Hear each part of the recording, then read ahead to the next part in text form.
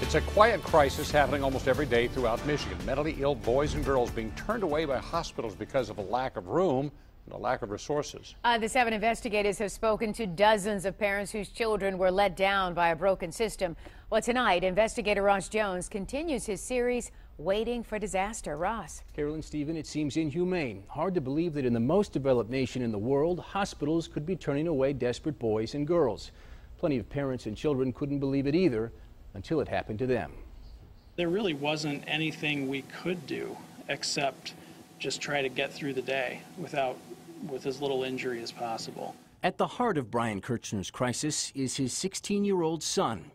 Jamie suffers from severe autism, and when he becomes anxious or upset, he will often attack his own family.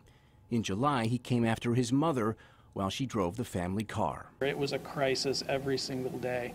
We would wake up knowing it was going to be a crisis. But when Brian rushed his son to the nearest emergency room for treatment, he'd find no help there. All their beds, he was told, were full.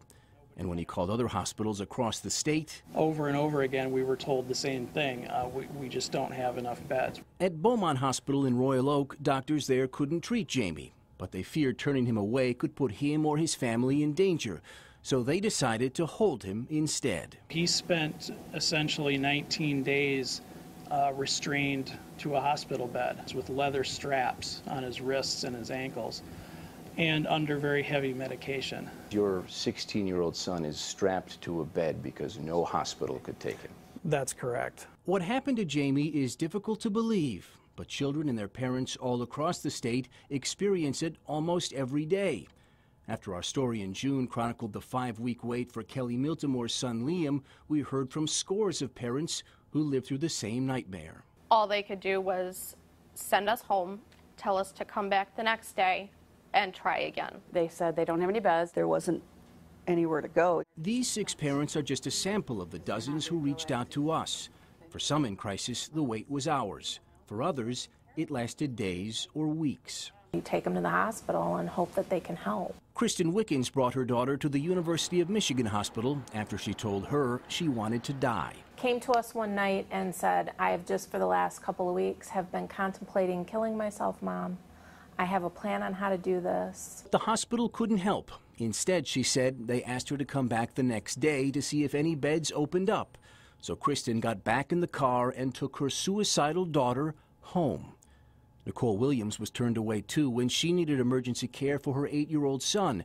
What did doctors tell her? You have to take him home and just put up all your sharp objects and put everything away and just call 911 anytime. That's their advice, call 911? Yes. I think the number of children impacted is small, but the severity of the problem, to me, is major. Nick Lyon has been the director of the state's Department of Health and Human Services for about a year. He's in charge of the system that so many families say is failing them. I think there should be better options available than a simple 911 call. And how close are we to those options? We're making progress. This isn't something I can solve alone here.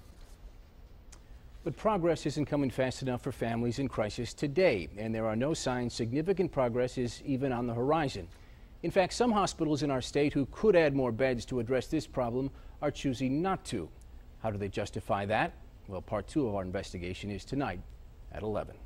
Wow. All right, Ross, we look forward to your report for sure.